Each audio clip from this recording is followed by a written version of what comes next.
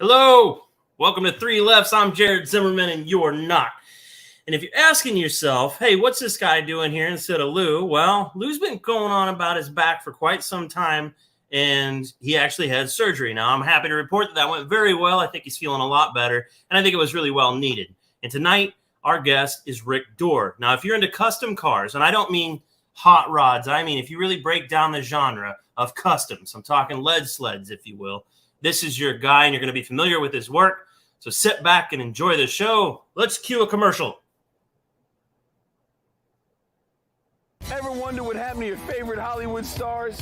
Some are screen legends. That's a Cadillac. Some made history. What do you say? Is it the new Bluesmobile or what?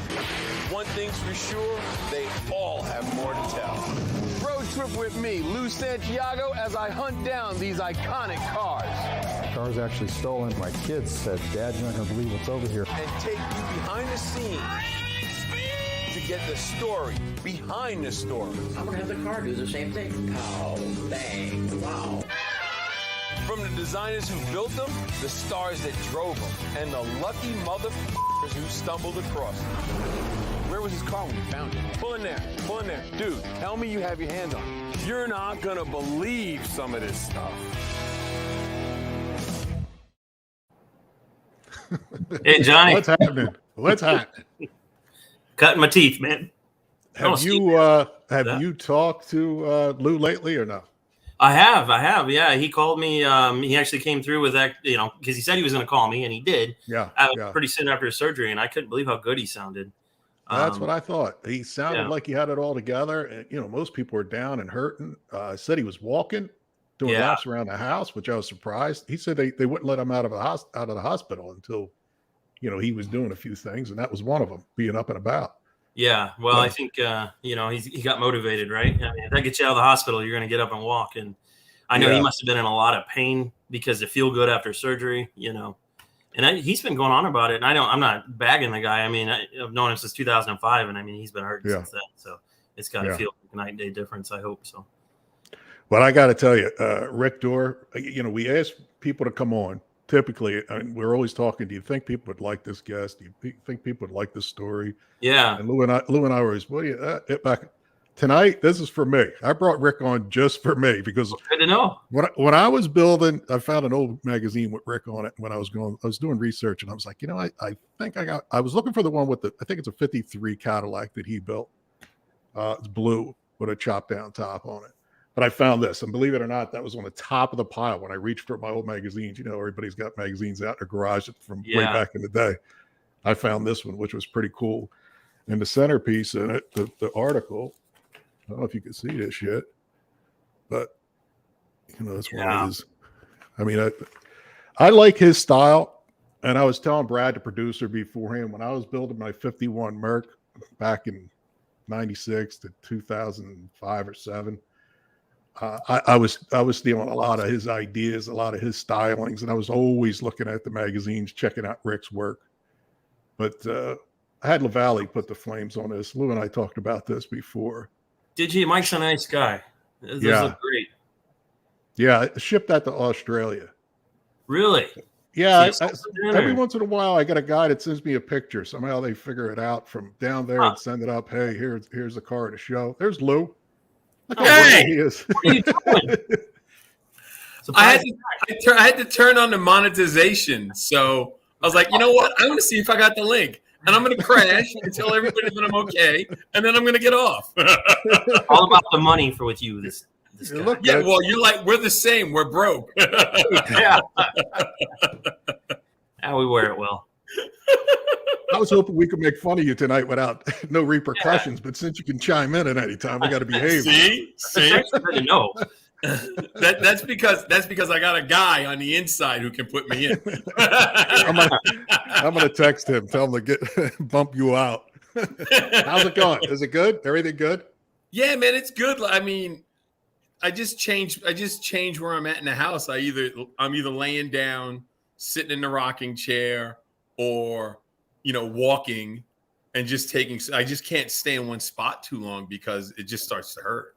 You know what I mean? Yeah. But other than that, all the pain's gone. It's freaking phenomenal. And yes, I am taller, DD Speed Shop. They said, the doctor told me, I was joking with him, and I said, hey, I should have asked you guys if you can make me a couple inches taller. And he goes, well, funny you say that because we made you about 1.5 inches taller. Wow. They put spacers in. No? Everything was compressed, and they got to put spacers in. And I guess they had 3 or 4 different height spacers. So he measured it out, and the one they did 5 of them. Well, 4 of them. They did 4 spacers. So he said it's about 1.5 inches. Yeah, wow, that's pretty cool. That's quite a bit. So I'm probably the height that I was originally. You know what I mean? Right. Because this has been going on for so long. It's just the way it is. But yeah, other than that, man. The height you were originally, it just makes my mind run. What, when you were like 1 year old, or when? What original when? What was original equipment height? Original equipment height is when you get old and stop growing. Okay. John knows all about that. John knows all about not growing when he's old. See, John's losing his hair. He's doing all of that. Don't worry, Jared. You'll get there. I got stuff to look forward to. Look, Jared's got a full head of hair. Look at his hair. I'm jealous. I know. I'd be throwing it around like that too. Look, Look.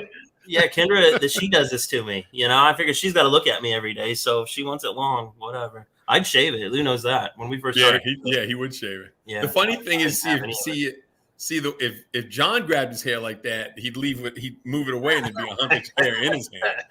I'd look like Larry from the Three Stooges. What are you talking about? That's all his. I'm going to your barber, Lou, in about 3 months. They'll be laughing. Hey, I've been shaving my head since '78. I didn't even know I went bald. That's how long I've been shaving it. Yeah. All right, well, dude, I'm gonna let you guys go, man, because I'm not gonna sit here all night. I won't be able to. I'll turn up being in so much pain it won't even be funny. So I'm gonna roll. Yep. You guys do a good job with Rick Dore, and I'm sure it'll be great. I'm sure it will. Thanks.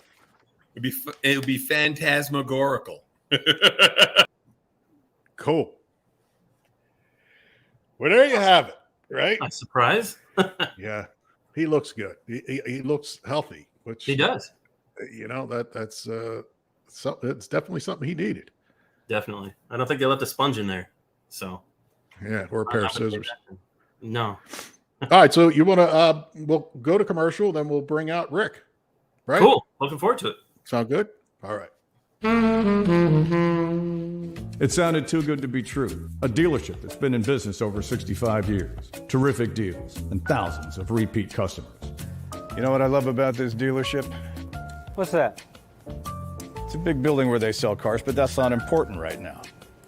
I love their 5-star customer reviews. See why more people are uncovering great deals at KennedyAuto.com. John Kennedy Ford. Enjoy your ride. There he is. What's happening, Rick? Hey, how's it going, guys? Fantastic. Doing great. Well, thank you for inviting me on your show. This is a first for me on your show. Yeah. So, let's rock. On. Yeah, we appreciate you coming on. I think what we wanted to do is talk about the Lord of Car Hoarders, your show that was on a few years back. There you go. You talk to Chuck anymore? You see him? Were you guys real friends? Really? He became a sheriff. Wow. Really? Where at? That's what I heard. In California? San Diego County. Yeah, he looks like he's a big guy. He looks like he was, 6'4"? He looks like a giant of a man. Big guy. Yeah. So how did you guys come together on that show? Who put that together? Were you introduced for that? Or was that something that, was somebody's idea? Chuck was more of a bike guy, and I didn't know who he was. He knew of me because he dabbled a little bit in cars and did some sizzle reels that didn't fly. Yeah. At least with any networks. And I had flown. It was a London-based production company that I got a call from. They got the green light from Discovery to do Lords of the Car Hordes. They knew of me by whatever magazines, how we get to know each other through the car world. And they called me and they says, "Hey, you want to do this?" It's a sizzle reel. We just want to show it to Discovery. And I said no at first. I passed. And my wife was like, what the, why? So she talked me into it. Yeah. Next thing I knew, I was in West Virginia 2 weeks later. We did the sizzle reel. They already had a green light. And Really? A couple of weeks later, I needed a partner, according to Discovery. And Chuck was available. Somehow, I don't know how they found him.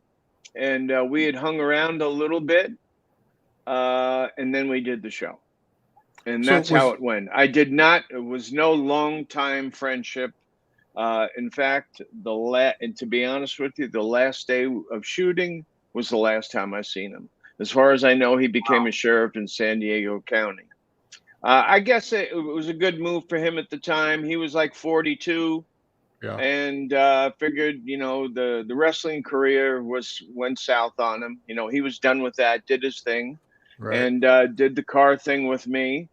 And that took us 3 years to do 2 years to do 14 episodes, I think it was. And we did like 16 cars. And there was very little, there wasn't anything fictitious really in that, but a couple of things. It was the real deal. And I don't think he was really into it. And what happened was, between Lords of the Car Hordes and Rusted Development, Discovery Channel was sold. The new buyer, the new owner, changed. He didn't like the name, nor did we, and he changed it to Rusted Development, and we did another year. Well, it was a year and a half. And that's how it went. And it was a great experience. Had a great time for the most part. I like the show. Excuse me? I like the show. I thought it worked. I mean, it was a little corny when Chuck would go off wrestling, trying to make ends meet. You could tell it was, created and produced type of thing, because they got to add a little bit of drama in there. Probably a little overdone. But the builds were cool. The concept was cool. I mean, when you were going to people's places, when they had, 50 or 100 cars, and then you're, cleaning them up, dragging a few out, and making them, building one for them. I thought it was a good idea. I mean, it worked. Well, it was all real. Those cars were all done in 6 weeks.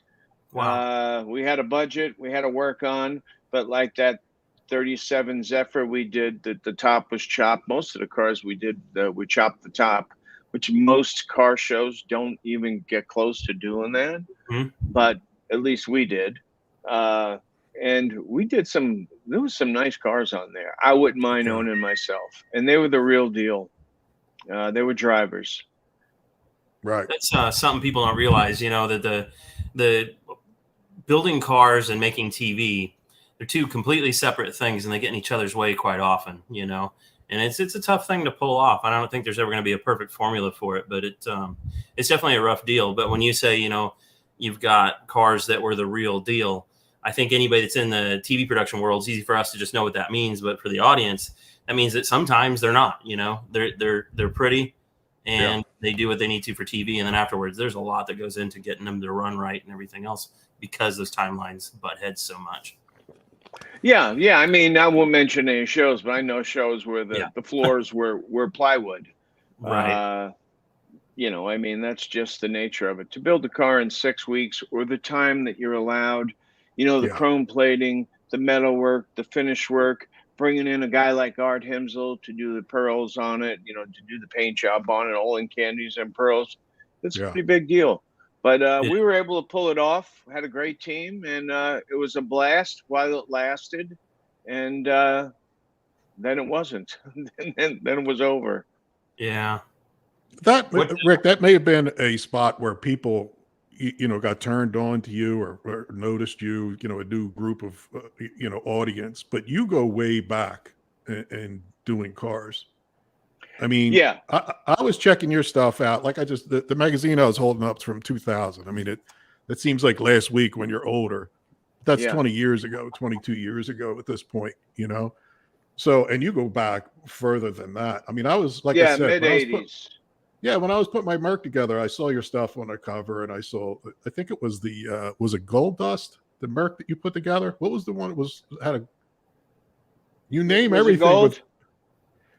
The Gold 51, yeah, that was mine. Yeah. That was about that time. That was probably, God, that had to be 18 and 20 years ago. I remember driving it to California when I moved to Oceanside, Carlsbad area. But yeah, that was about 20 years ago. Done Yeah, 7 Mercs. Yeah. That was a badass car. I mean, I was trying to steal everything I possibly could from your designs and what you were doing. I would constantly be looking at your pictures because you were on, you were in the magazines because there was no TV. There was no car TV Well, back then. that's what we do, isn't it? I mean, Yeah. it's all borrowing and, Yeah. borrowing ideas, coming up with new styles. For Who did you me, check the out? early, excuse me? Who were your influences? Who did you check out? Well, I used to, Gene Winfield, of course, Bill Hines, Joe Balon, the early guys, Barris. When I was a kid watching when Batman originally started, I thought Barris was just it, and then I met him, and we never really got along that well. Over the years, we got to know each other. I don't think he cared for the gang that I was running with at the time. This was going back to the West Coast cruise. It was Memorial Day weekend.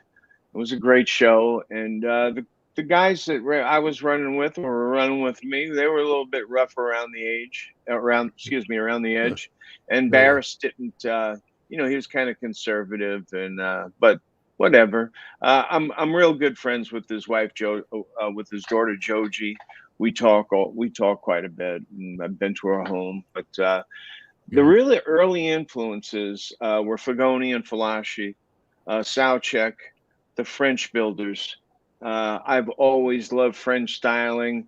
If you go back to like the Tangerine Dream, that was very Art Deco. That was 95 and 96. It was a 36 Ford with a white Carson top, Tangerine, and there were hints of Deco on it. The way we styled the skirts and the taillights and the hood scoops and all of that. It wasn't until years later that I was able to do coach-built Deco cars. So we could talk about that later. But in the early years, I was doing all the Mercuries. I did the 50. My first one that was really a home run at the old Oakland Roadster show when it was at Oakland was Lavender Persuasion. It was a 57 Buick, and it won everything. It was on the covers of all the magazines that were out at the time. This is, I think, before Rod and Custom had come back, and I just took off from there. It did well at Oakland, and I was like, well, wow, what do I want to do next? And I wanted to do a car for my wife, and we, so on. And about 96 and 97, it turned into a business. Then I had people calling me for ideas or for help on projects as a consultant. And then we were doing full bills. And when I say we, my crew, the guys that ran with me and worked with me. And I've been very fortunate. I'm not a metal shaper, but I've been able to, my heroes were the Bill Reasoners that a lot of guys don't even hear of. Art Himsel. Art's 82 and he's still painting cars. Those guys I really looked up to in the 80s and 90s. It was like, what are they coming to come up with next? Back then, Oakland was like the Oscars of hot rodding. You'd be there move-in day, setup day, and you'd be waiting for Boyd to come in and see what he brought. This is before Chip. Chip was still in design school over in Burbank or wherever it was. But it was great. It was great. Yeah. And then it moved. Tognati sold it to someone, and it ended up in Pomona. And I kind of boycotted it for 2 years. I didn't want to go down, and then I went back. But I brought a car to Oakland, now the Grand National Roadster Show, every year since 1992. Wow. After 97, I brought at least one, usually 2, sometimes 3. Yeah. Except for this year. That's a big effort. Something that I've been hearing in all this, and I mean, I'm old enough to remember pre-internet days that just how important books and magazines and things were. And you brought up art. I had a book that was written about him and painting, and I became familiar with your work obviously through magazines. But we used to have to wait month to month, and then I lived in the middle of nowhere, so when we get to go to the grocery store, I'd run into the magazine section, and just gobble up everything. And that's where those influences came from. But I don't think people now really realize how lucky they are to be able to draw influence from things like that, because the cars flat out, they take forever to do, and you got to have the right team and the right talent, and to get that all in the right place. There's just something very special about it being in print and having to wait for it. And but it just makes me nostalgic to think about it, especially Johnny, when you were bringing up the being able to go into your magazine collection. I still do that all the time, and there it is. Me too. If you were on the cover like Rick was, that was an award. I mean, you were somebody if you were pulling this off. That's not bullshit. And he almost looks the same. I mean, same weight, same everything. Yeah, a little more hair, a little darker. Yeah. That's nice of you. Oh God. Those days, those were some great times. That was when Oakland was making its transition from the Bay Area to Pomona, where it is now. And actually, if you look back, Bagdasarian Baggy, who Harold Bagdasarian originally owned the Oakland Roadster show, those guys and Don Tognati could have never dreamed in their day that show would turn into what John Buck has done with it in Pomona. 8 or 9 buildings filled. You wonder, where do they come up with these cars every year? Like where was that one built, and where was that one built? And I get around, and it still baffles me, but it's still going. Just when I think it's slipping away, I go to Pomona or Acima and I see something wild and crazy, and So, Rick, you first had a shop in Arizona, Phoenix area, was it? And then you went to California. Yeah. What year did you make the transition? I hitchhiked. I'm from the Lower East Side of New York. Yeah. Grew up in Yonkers. Spent most of my years in the Bronx and Greenwich Village, and I always wanted to go out to California, and I hitchhiked to California in '71, and never went back to New York. Been back to visit family. Made my way through the '70s, so to speak, like a bunch of us did, by the skin of my teeth. It was kind of a blur looking back. And then in '81, I got married, had a family, started a family, and was doing cars, what I could out of my 2-car garage with help from friends. Yeah. And then I went to Oakland in '83 or '84, and I was just like, wow, the arena was just incredible, the cars that were there. And that's what inspired me. That and the West Coast Cruise in Paso Robles, waiting for DiAugustino or Richard Zocchi to show up, or Frank DeRosa, the cars that I was seeing back then, a lot of which Bill Reisner and Art Himsel had their hands on. Built most of those cars actually and painted them. But nonetheless, Richard's been gone a few years now, but it's almost like he missed his calling. The cars that he was building back then, he was building cars in the mid '70s, and he would go to Andy's Picnic with the Cool 50, which I think just about everybody in the world knows that car. The candy red with the silver below the Riviera side trim. Famous pictures of it. He built that in '75 with Bill Reisner, debuted it in '76, and went to Andy's Picnic, which was all T-buckets and hot rods, street rods, whatever they called them back then. And they made him park outside the fence. Come on. They wouldn't let him in with the Merc because it was a '50 Merc. And the custom guys and the hot rod or street rod guys did not click. There was this, I don't know what it was, right. To me, all cars are cool. If it's got 4 wheels, it might not be my taste, but it's an extension of the personality of the character of the person. I'd like to think that of my cars, especially these later ones, the past 10 or 12 that James and I did, that were really, radical builds. In the 90s, we were taking cars. What I wanted to do, if I could say this real quick, is I took what Detroit gave us, whether it was a 36 Ford or a 49 Cad, and I'd stand back and I'd think, how can I enhance these lines? Besides chopping the top and getting the windshield on the right angle, and if it was a fastback, the right loft on the glass, what can we do to enhance them? And I think that's why I had such good luck in the early years. And then fast forward, I have a relationship with James, and we were palling around for a year or two before he ever asked me to build a car. He bought a 53 Sky.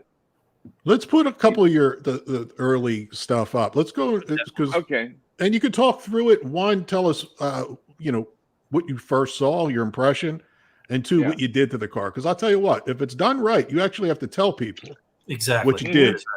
If it stands out too much, I mean, a chop top, most people pick up quickly. But if you do something that's totally radical, that's one thing. But if you slightly change things like you're talking, you have to explain it to people because they don't pick up on it. Yeah. So, Brad, put up there you go. Yeah. Wow. What are we looking at, Rick? 33 Ford. When did you do this? 99, 2000, somewhere around then. I built that for myself. A lot of these pictures, the cars are aired up. A lot of them are on air ride or they were lowered. Like that picture, it didn't have the proper stance. But I wanted to do a car that really hadn't been. I looked through all the old books, going all the way back to the 49, and I couldn't find a 33 or 4 Ford that was really customized. And I bought, that was a glass car, fiberglass. Oh, was it? Yeah. And I bought it. We slipped the chassis under it and went to work on it. Squeege did the paint on it. I wanted the flush mounted skirts, the teardrop style. I wanted those fender skirts to match the line of the top of the fender. So when you stood back, everything was going the correct way. And that was a great car. Very unique color. I think it won Best of Show at SEMA from the Ford design team, from the guys who actually were designing when the Mustangs were coming back and some of the F-150s, but it won the Ford design team award, which was great. But it wasn't like I did it to piss off the street rod guys, but they did not like the car. That was obvious. There was some remarks made, why would you put 36 Ford fenders on a 3 or 34 Ford, stuff like that. So it was all good. It was all good. And these were guys I was friends with, whether it be Roy Berzio or his dad, Andy, or Bob Drone or whatever. On that one, is that an Auburn Speedster windshield? Put that picture back up, bro. Is that Auburn? What is that? No. That is a Duval style windshield. But that's a Rick Dore windshield. The Duval style, the B pillars, for lack of a better term, the sides of that windshield frame, they fanned out like a butterfly. They looked too elegant for me, and I wanted them more vertical. So we did some slicing and dicing on a stock brass Duval windshield, and we made a mold, and I used we pulled several windshields off of that mold. But that mold, and I had sold several, but it was a unique windshield, and it fit the car and the other cars that I put it on. The car is set as standard with just the Duval windshield, and that's why I was familiar with it. Not to step on anybody's toes or anything, but I was part of several builds where that car was referenced. And I got to tell you, I didn't know it had 36 fenders on it, which makes complete sense looking at it because it says sweeping and elegant. But that's to Johnny's point. Yeah, it was done so right, you can't tell. Yeah. And cool, because, the 32s and the 36s get all the loves. It's nice somebody gave a 33 a chance. Yeah. The grill on that was leaned back on the same angle as the windshield. A lot of people don't know, like you said, they see it, they dig it, but they're really not sure what it took to get there, or what they're looking at. And the pan in the back was cool. I mean, the car was really, especially for a fiberglass car, you know. So Brad, put another one up, Brad. Let's check something else. There you go. 49. Yeah. 49 CAD. Bill Reeser and I built that car. That was in the mid 90s. I was a great driver. I don't know where that picture was taken, but Bill did the paint on it. Right. I wanted something that was like a honey, but with a fade where the character lines, like the front fender that runs into the door, that character line, I wanted it highlighted. And so it wasn't a real blend. It was more of a fade. The paint job. You always got cool, some kick-ass names for your cars. What'd you call that one? Majestic. Okay. Majestic. Brad, you should leave the pictures up a little longer because he could talk through what he's done. And when you pull it down. Yeah. That was a 2-door. I bought that from the original owner. It was in a barn in Tempe, Arizona. I had seen it in an auto trader at like 6 o'clock in the morning when they came out. I went right out there. He had parked it in 1952 when he moved to Phoenix. And he blew the engine. He coasted into Phoenix, he said. Had a tow to that place. Started in an ostrich farm. And the car sat there until I bought it. So it was completely rust-free. Yeah. And it was a cool car. And again, that was in the mid-90s. That was another Oakland car. So, yeah. Good luck. You know, you do so many cars like Richard Zoki's Cool 50 or DiAugustino's the Stardust at 40 Merc. You know, you get to do so many cars, people get confused, and I started naming them as well. You know, I'd go through my album collection and I'd look at names, and then I ran out of names in the album collection, and then I went through books on the universe, and then Egyptian books. And I'd pick out names that I thought fit the car, and the same with colors. I was in southern Italy somewhere at a street fair, and there was a guy from Morocco.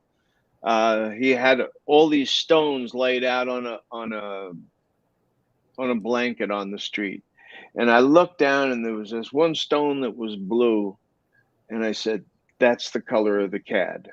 And that's the 52 CAD that was on the cover of one of those bunch of magazines, but the one that I think that you had seen, it was like a sky blue, had a little pearl to it. So I took that rock, bought it from him, and brought it back, and we played with the colors, and got close to it, and there we were.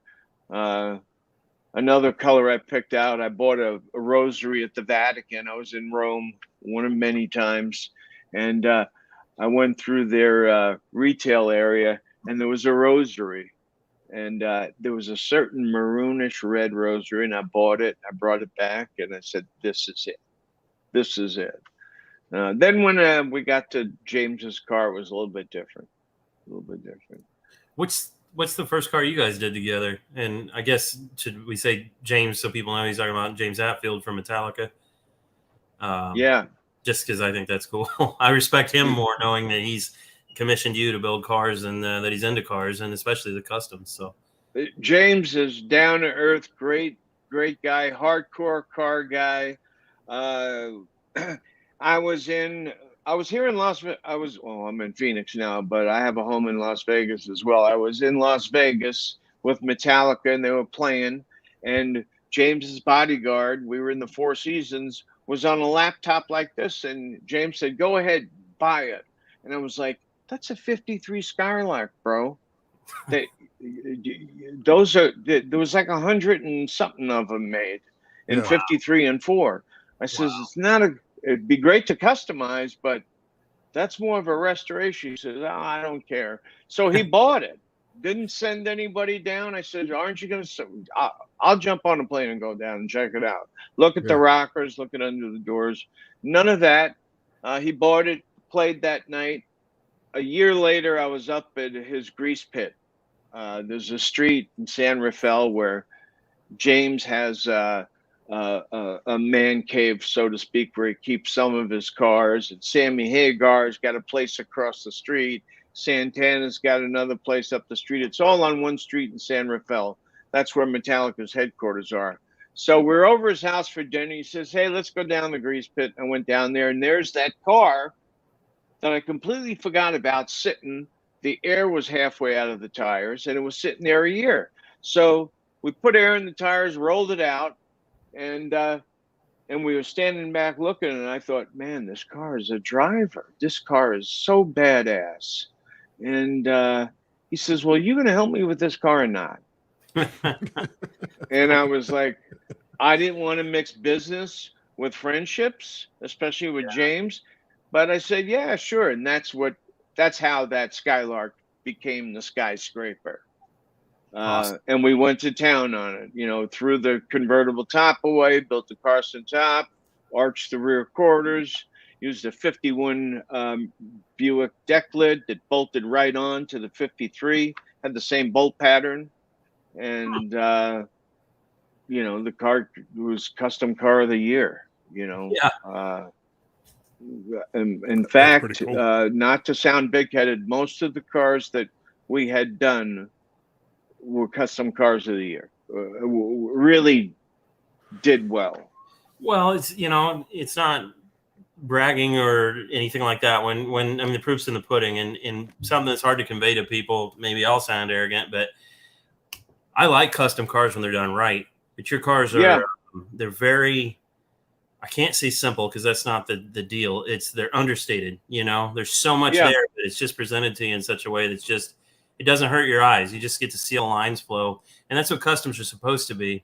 And sometimes they get a little too gaudy, and your cars just they don't. They're always right where they need to be, and I think that is why you've won. Well, thank you. Thank you. Yeah, not just blowing smoke. I mean, they're awesome. Yeah. Thank you. Yeah, we've had a lot of fun with these cars. Bring that picture back up. And Rick, explain this because we jumped right into it. Okay. That is, James had called me and texted me a picture of a 47 or 48 Jag 4-door. And he says, what can we do with this? And he'd already bought it. It was in Brooklyn, of all places. We got it to California. We took the body off the chassis. We had redone the suspension on the chassis, and the body was sitting on wooden horses, you know, the carpenter horses.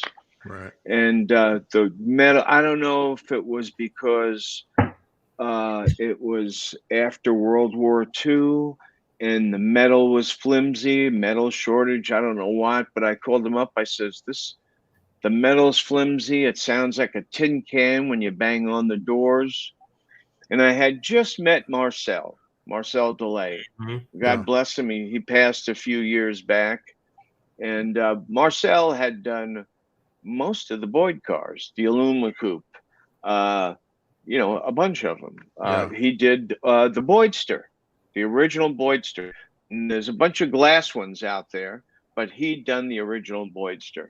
And he was not really a people person. He was really nice. And his son, Luke, was equally as nice. But I got my foot in the door there. And I said, look, I got this project and it's gone south. I got a chassis. And what we have in our heads, we looked through a bunch of the books. We couldn't find a concept car or a car that was a 2-door, that was a fastback, a true fastback from the 30s. So we wanted to do like a concept car from the 30s that was a fastback. Yeah. And Marcel and Luke built the skeleton. I was up there every other day changing things around. They built the skeleton. We stood back. We had the look. And then they went to work on the metal. It was a steel body and aluminum fenders. And that is completely hand-built. The only thing that isn't hand-built on that car are the wheels and tires and the side view mirrors came from another company. and the license plate frame. Everything else was hand built on the car. Every bit of it. The grill, the fenders. It was a killer car. It drove great, and he called that car the Black Pearl. That was the first one we did with Marcel. Brad, there's a picture of a car sitting next to a drawing. If you could find that picture that Rick sent over, because I'd like to get into what it takes to actually start that project. Yeah. If you could find that, put that one up when you dig it out. And talk about, there it is. Yes. There it is. Talk about this process, Rick, because when I was researching, I saw you do another interview about how this takes place and what happens here. Hey, start from scratch, from your thoughts in your head, going to paper and drawing it out to this stage here. Okay. To build a car like this, you really need a true designer who can get the correct wheelbase, the firewall in the correct location. So when you open up the door, the brake and pedal isn't sitting where your feet would be sitting if you were just sitting in the car. So I went back and forth. This was the Shangri-La. I built this car for myself. I wanted to do something that was skirtless, meaning no skirts in the front or rear. Yeah, there it is in bare aluminum. My God, that's gorgeous. I wanted something a little bit more sportier with a shorter wheelbase. Wheelbase meaning the center of the front wheel to the center of the rear wheel was 116 inches.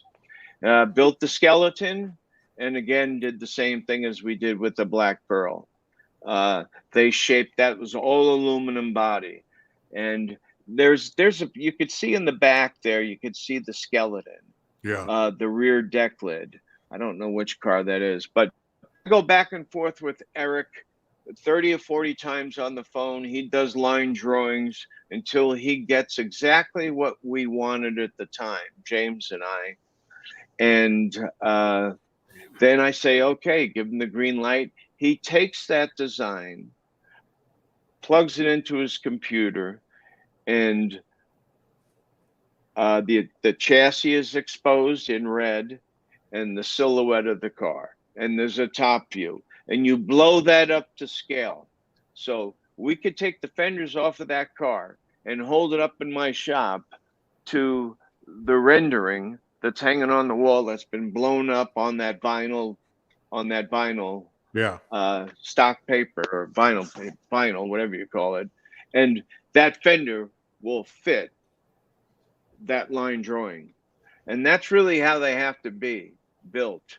If you're going to build a coach built car, when you bought a Rolls Royce back in the 20s or 30s, you went to London and you bought a rolling chassis. It was the frame, a firewall, a drivetrain, and that was it. And you took that Rolls Royce to a coach builder, a Fagoni and Falaschi, a Sauchek, any number of the builders. And there you have your Rolls Royce. We were doing the same thing, only more in a contemporary fashion. So a lot of the later cars that I built with Marcel, there were 10 or 12. Most of them were mine. 2 were James's, a few for a customer. The rest were mine. A lot of those cars, they came out killer. You can't.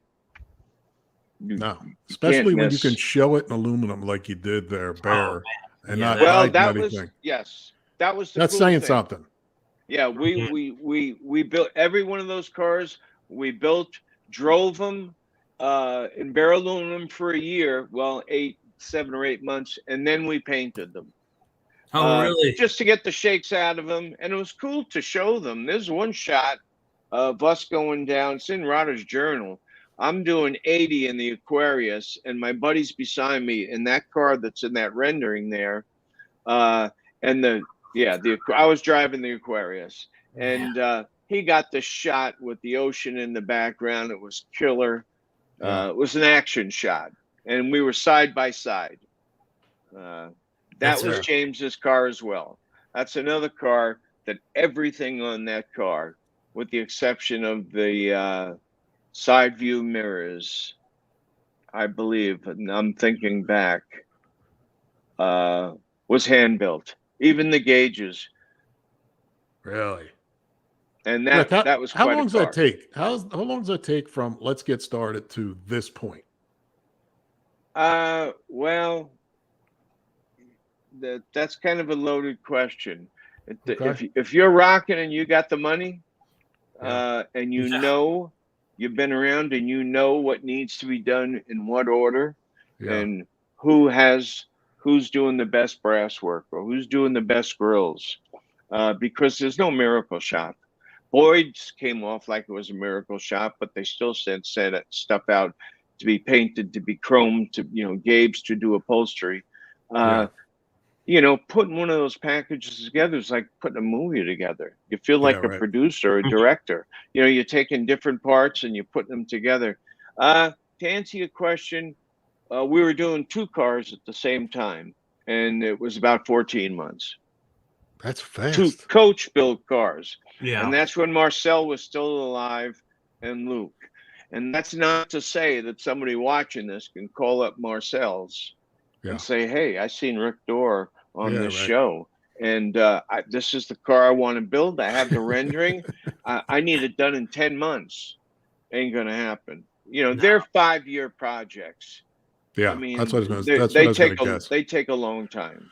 Yeah. But when I know my way around a little bit, and I Yeah. got a lot of schooling because I had never done a coach built car before until I Yeah. met Marcel, and the Black Pearl was the first one.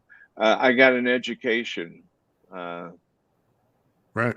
watching them build that car. And Now, by is the it? way, the skeleton that was exposed, that all Yeah. gets cut away. I still have the bucks for all of those cars. Cool. Really? Yeah, Cool. you could wrap a sheet around one, and we did. We wrapped a black sheep, 2 sheets, sewed them together, and wrapped them around the Aquarius, the skeleton, and it Yeah. looked like the Aquarius sitting there, and it was just the skeleton under the black sheet. Wow. That's neat. So it's pretty cool. Yeah. So Marcel's kid, Luke, is Luke, there another yes. son or just the one? Yeah, there was another son, and Marcel had a building in the earlier years up until, I don't know, 10 or 12, 15 years ago now. And he was building Boyd's cars and other cars. He has long history. He's probably done 20 Allburn Bowtails. He's done cars that fooled the judges at Pebble Beach, Really? Duesenbergs.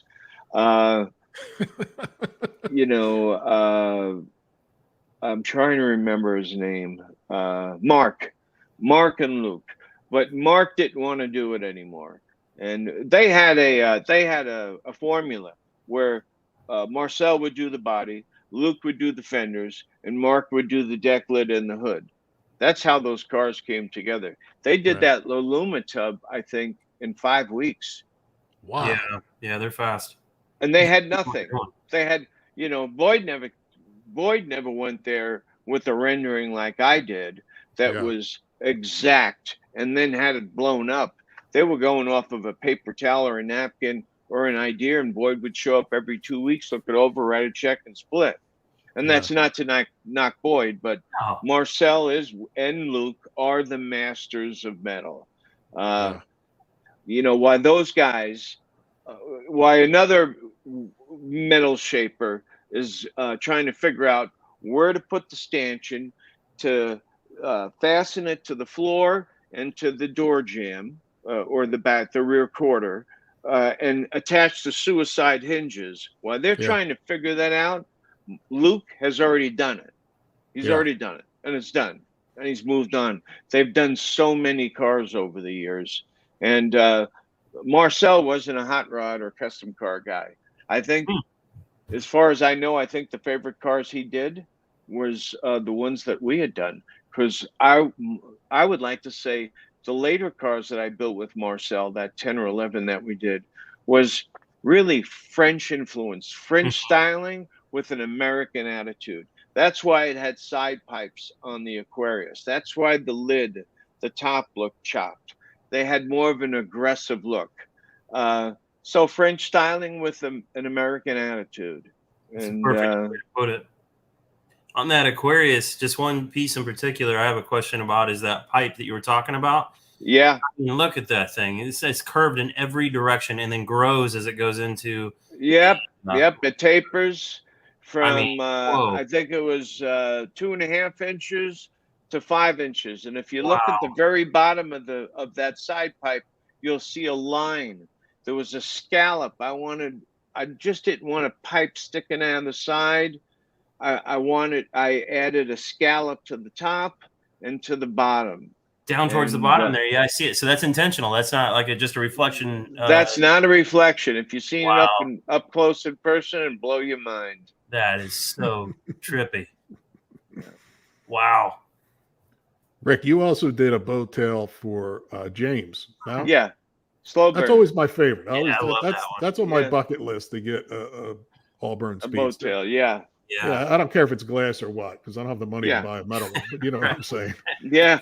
But I always thought, Brad, do you have the picture of the boat? I think it's like a brown and black. Is it two-tone or root beer and a darker? It was two-toned. I think you sent that over. The bottom was a darker root beer. It was intensified by 5 over the color on the top that you've seen. That's why people called it brown. It wasn't brown, it was root beer. Yeah. And that took some doing, mixing up that color.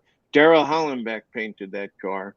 Oh. And that car was pretty, again, another car that you look at the silhouette, the back end was vertical on that, where that piece of chrome is. Yeah. And the windshield's on an angle like this, and you got the back end here vertical.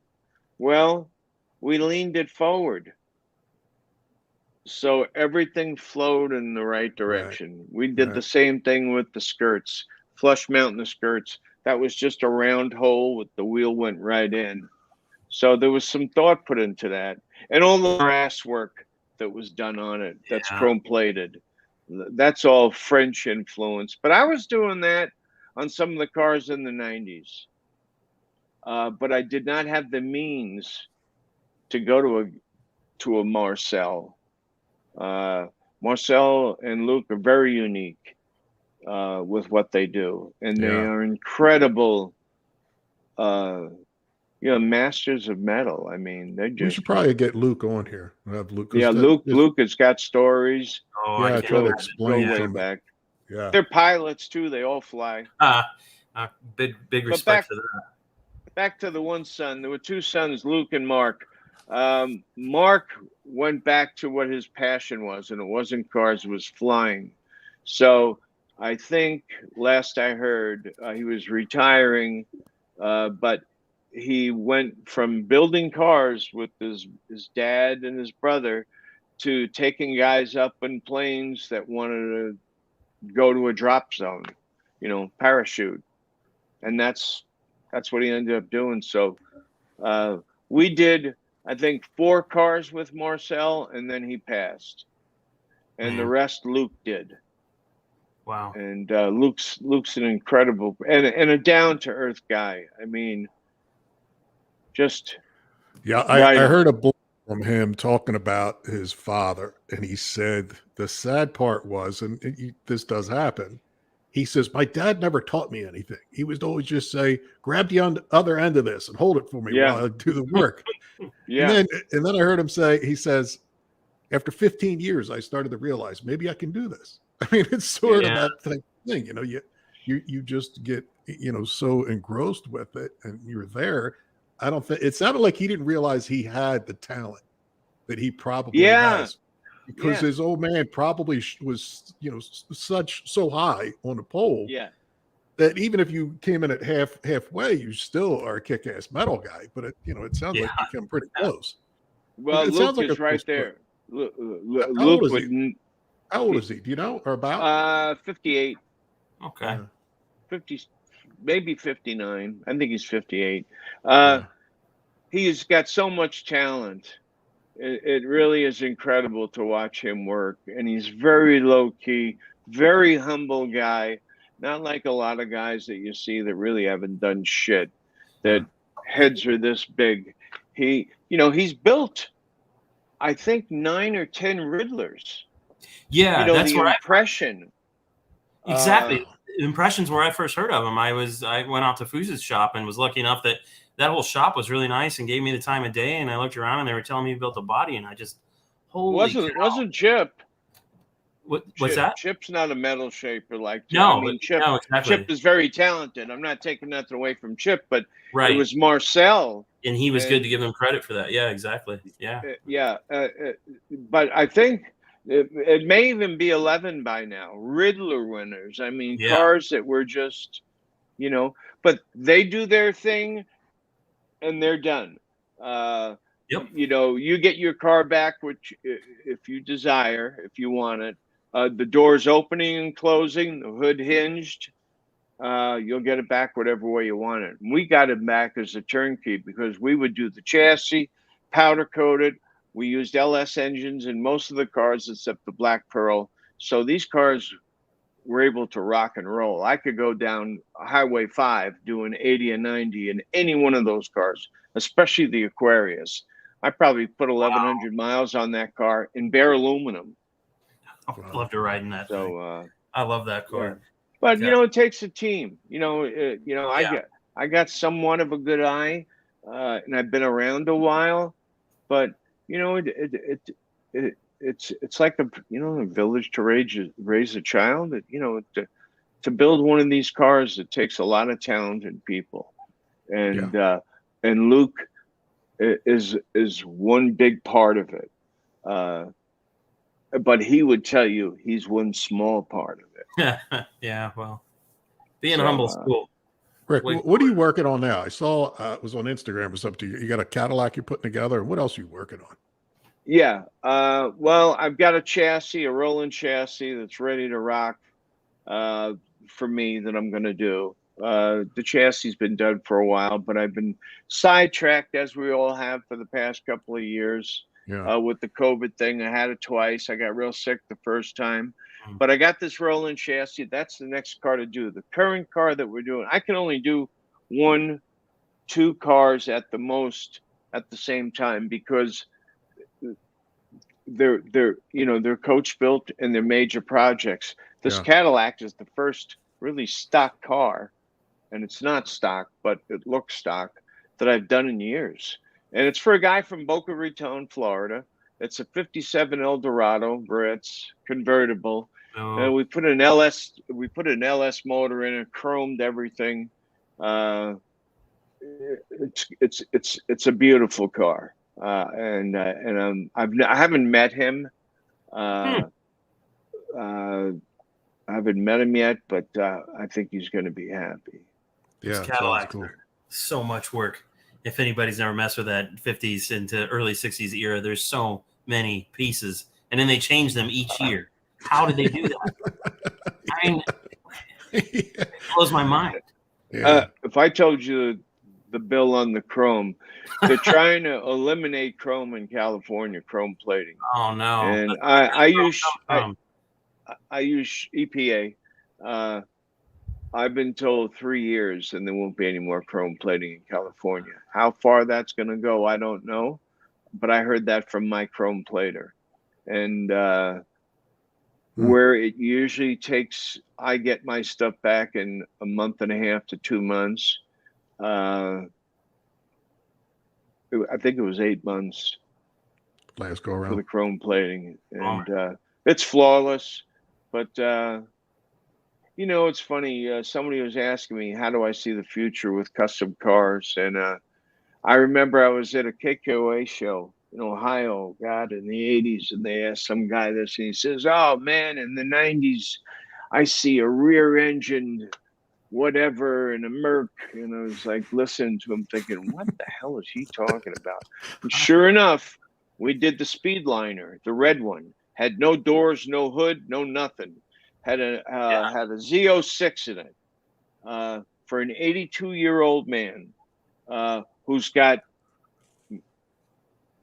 all kinds of cars. He's got several of mine. I built a few for him, but my style of cars, the cars that I like to build, the Art Deco cars, the French styling with the American attitude, or in that direction. A lot of that generation of guys that those cars appeal to are dying off.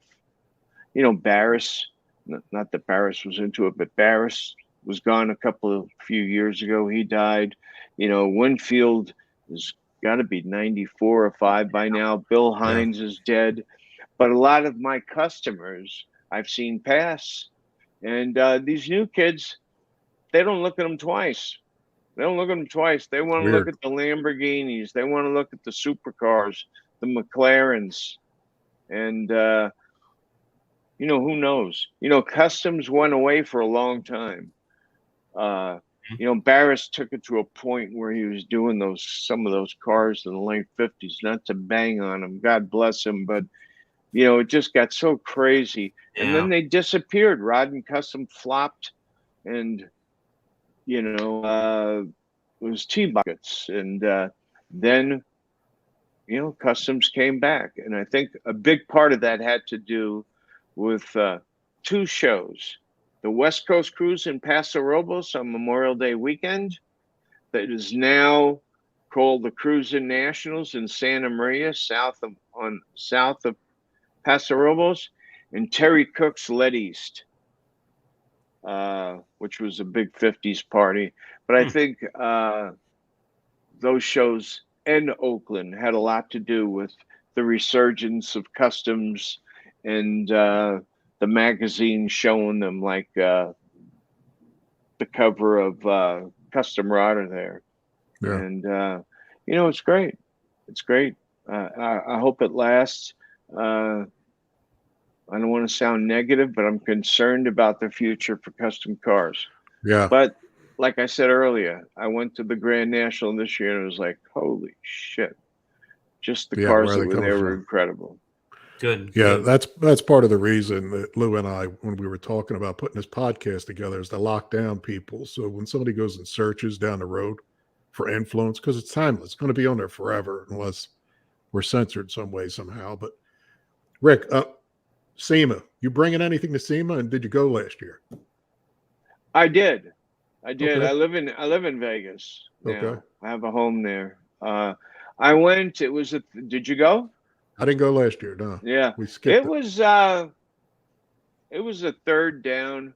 A lot of the European people that I'm acquainted with, that I see once a year, or unless I go to their country if I'm invited. A lot of the South Americans weren't there. It was like a third down. They changed it around some. I didn't. I had a car I brought to the Go Jet. I bought my T-Bird that's on the cover of that magazine. I bought that back from a collection. I brought my 57 back. I brought my dually back, which I have available. It's got 23,000 miles on it. But I had to buy those. I wanted those cars back, but I had to buy the dually. And it was crazy. When I put on Instagram that I had recovered some of the cars from a collection in Allentown, Pennsylvania. They had 6 of my cars. I bought 4 of them back, and the only one I seen was the dually. They had sold. I couldn't turn down what was offered for them. And these were the earlier cars. These were cars from the 90s. The cars that James built he donated all of them to the Peterson Museum. It's a 501c. I don't know if you guys are aware of that. No, I didn't know that. Yeah, he donated them. It's called Reclaimed Rust. It's on YouTube. He did a book. That's part of the exhibit right there. The Bruce Meyer Pavilion. They had 11 of his cars there. I think 8 or 9 of them were mine. There's another one, the Black Pearl. The setup was beautiful. It is. But the week after we debuted it, or James debuted it, and these pictures were taken, COVID closed it down for almost a year. So they extended it 6 months. Now it's in the Mayhem Museum up in Tacoma. So if you're in Washington, you could see him there. But he donated them. When we started talking about, I said, look, if you sell one of these cars through an auction, like I would never do Barrett Jackson.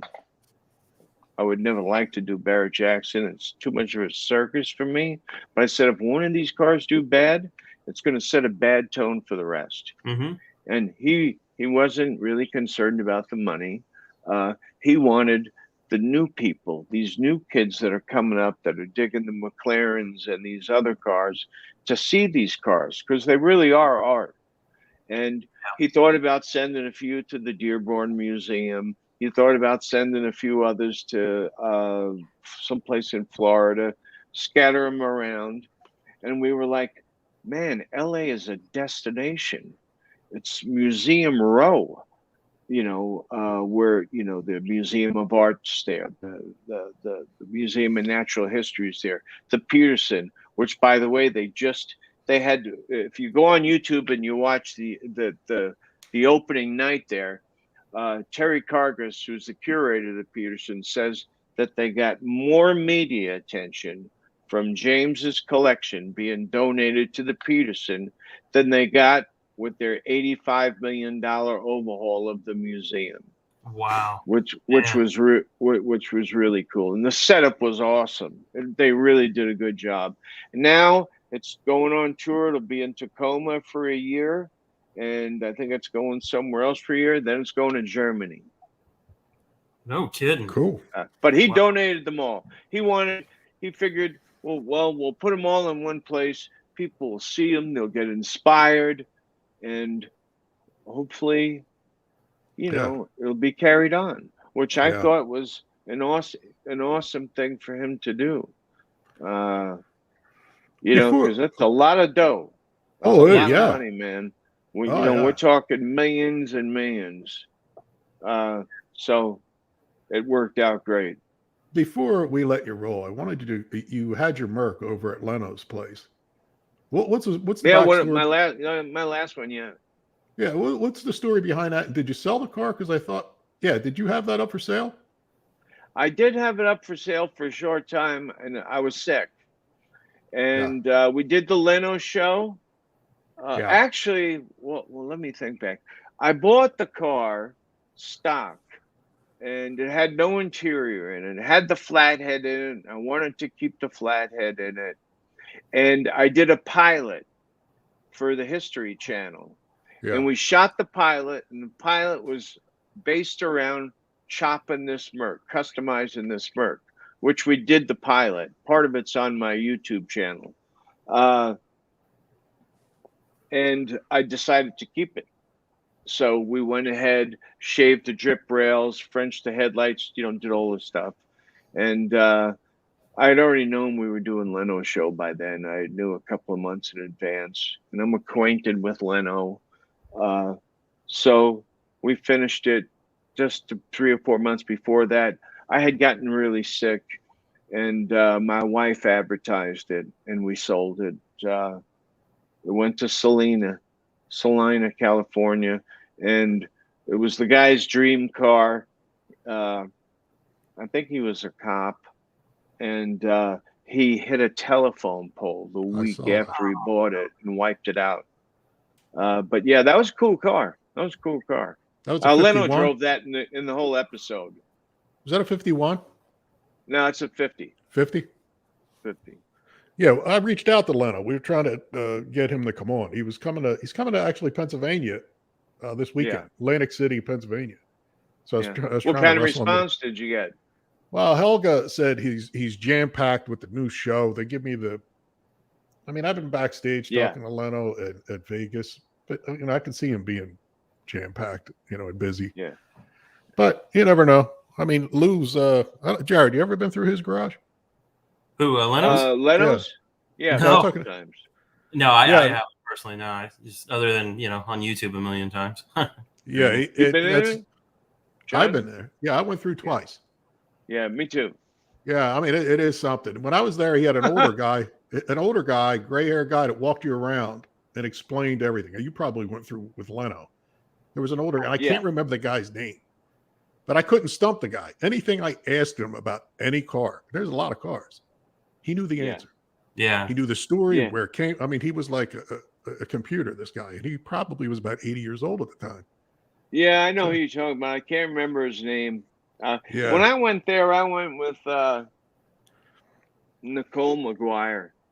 I'm pretty close with Barry. God bless Nicole. She passed right after that. But the first time I went through with Nicole.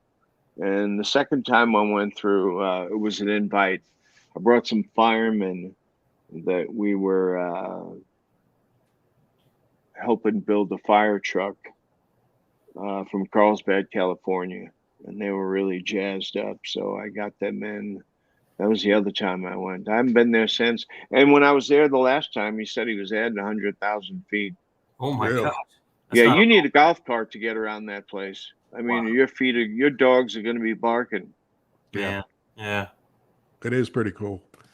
Rick, before we let you roll, because it's time, advice to somebody coming up behind you. So you talked about next generation and keeping, the things active. What would you tell somebody that wants to get involved? What did you do wrong, do right? What advice? Well, I've been pretty fortunate to be hooked up with the right people, the Marcells, the Reasoners. I would say first, have a passion for it. I get asked all the time, how do I, in emails and on Instagram, how do I do what you've done? Guys who just graduated that place in Wyoming or somewhere. And this was never meant to be. I didn't start out thinking I was going to be this Rick Dore character who built cars, who was known for building radical customs. I did it for the love of cars. I seen a Chop 50 Mercury and it just blew me away. And I thought, I got to have one of them. I didn't know what it was at the time. I would tell them to keep their eyes out, look at different styles, see what appeals to them, and start out small. A lot of these guys, they think if they make it in a magazine, they're going to be famous, and that just ain't it. And that's another thing they say. How do I get into a magazine? But I would just say, if you have a passion for cars, a love for cars, things will come naturally if they're supposed to. I don't know how much that's going to answer your question, but there's really no formula for it. I just love cars, and that's how I ended up where I am now. David's saying it, Bernard, but it wasn't. Bernard was the head mechanic. He retired. There was an older guy prior to him that actually all he did was walk you around. I don't think he did anything else. If he did, I don't know what it was. But yeah, that is definitely something to see, because when you walk into the front door, you turn left, there's like a full kitchen. I remember going, what the hell? Wait, what? And they said, Leonard likes to cook once in a while. And he wants all his stuff. I'm like, hey, why not? He sleeps there. Yeah. That's cool. I mean, it is a cool place. Rick, we appreciate you coming on. Yeah, I really appreciate you taking the time. We were moving around and I had to move you a date and everything. We had Finnegan on, double booked, but I appreciate, like I said, one of my heroes. I was checking you out way back in the day. So thanks a million. Thanks so much for having me, guys. Appreciate it. If anybody's interested, they could go to Instagram. I got, store on Instagram. You could just click on Etsy.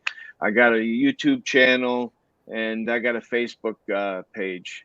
It's more of a fan page just to show off pictures.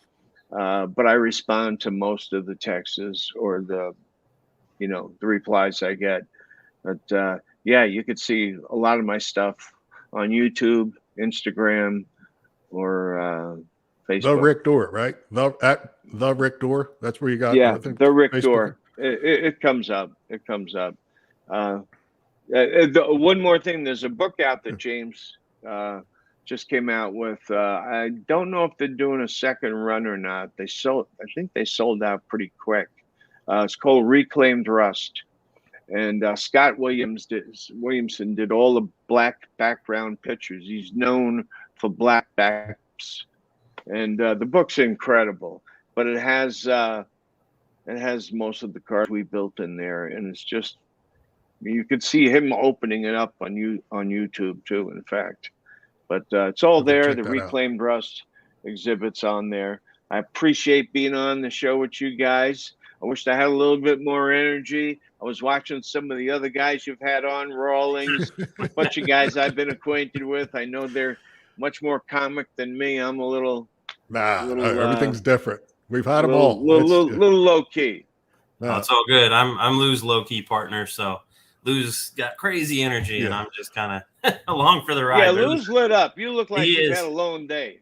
I have. I stare at the computer all day, and then I get to do it again. So, but I'm not complaining. It's definitely a good time, and that sounds like a great coffee table book to have. So it does. Look into it. Next week we got Ralph Gilles. He's head of design for Chrysler, Stellantis. I don't know if you're familiar with him, but he's in charge of Fiat, Maserati, and he's got his hands on the new Wagoneer. So that's going to be a pretty cool story. And just a hop, skip, jump, when he was 6 or 10 years old, he was drawing cars. His aunt sent a letter in his work to Iacocca and got a response. And then when he graduated, started working for him. It's like a destined. This is where he's supposed to be and what he's supposed to do. Yeah, and through all the ups and downs, he's still there after Awesome. all these years since '92. So it's a pretty cool story. It's 30 years. So yeah, he's gonna. That's going to be a good one. But thanks everybody. I guess we'll let you jump. We're way after, and Brad wants to get home. I'll talk to you. Thank you. Thanks, Jarrett. Thanks, Rick. Talk soon. Later.